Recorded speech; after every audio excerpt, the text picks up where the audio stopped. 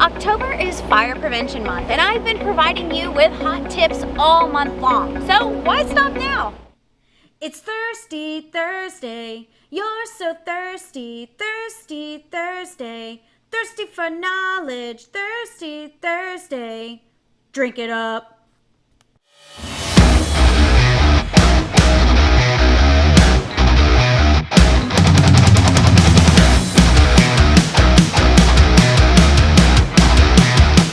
Today I'll be sharing with you action items for your on-site team when there is an actual fire incident. What do we do during an actual fire? The first thing to remember in the event of a fire is that everyone will be watching you. So you want to make sure that you stay calm. You've prepared for this. You've created an emergency plan and you've practiced. So every employee should have their specific job and they should know exactly what to do. So stay calm. You got this. Next, you'll want to sound the alarms. It's important that you notify the building that there's an emergency so that they can begin the evacuation process. Next, if it hasn't been done already, you want to call 911. You want to have emergency responders on the way to your emergency, ready to take control of the situation. Next, you want to focus on evacuating the building. Now, keep in mind that the size of the fire and of course the location all come into play. You never want to put yourself or your team members in danger. So sometimes sounding an alarm is the most that you can do. But in other cases, perhaps running through the hall, yelling fire, using a bullhorn, knocking on doors may be appropriate. It just depends on the situation, but focus on the evacuation.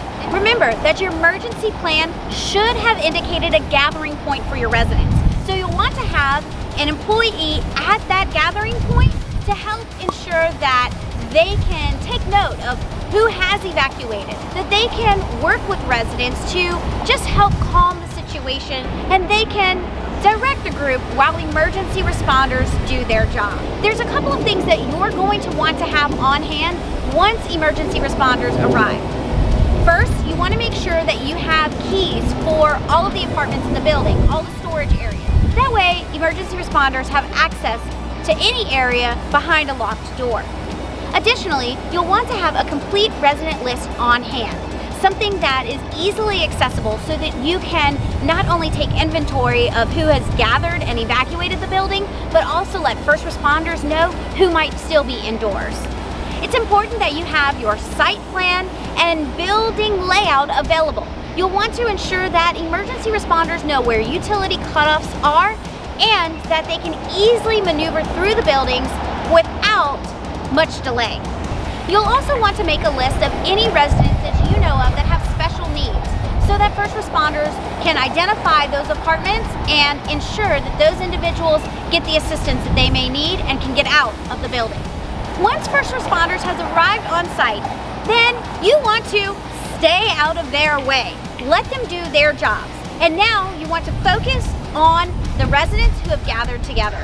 Be sure to designate a specific employee, a liaison, who will communicate not only with first responders, but also the media, insurance personnel, and any other additional resources that may be necessary.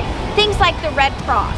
Next, you'll want to ensure that your supervisors have been notified, your on-call maintenance or maintenance supervisor is aware and coming to the site, and that you have your emergency vendor list available and ready to take action. Next, you'll want to think about security.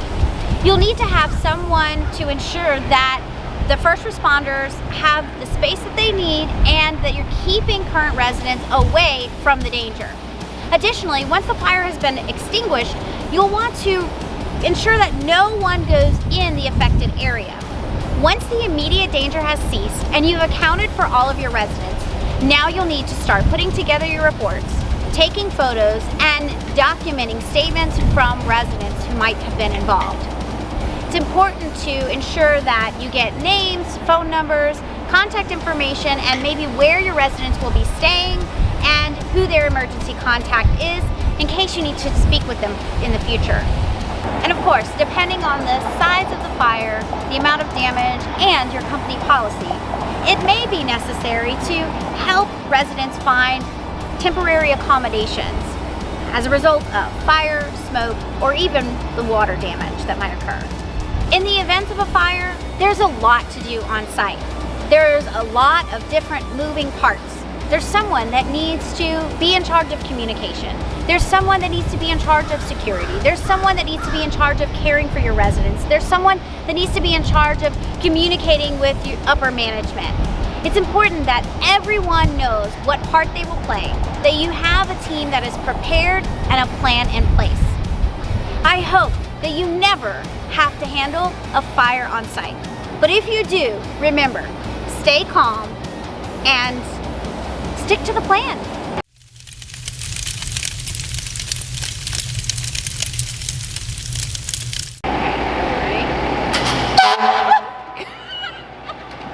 Smoke or substance water, or what happens? I'm trying to say. What am I trying to say? When water, it's an effect of. Like there's going to be water as an effect of.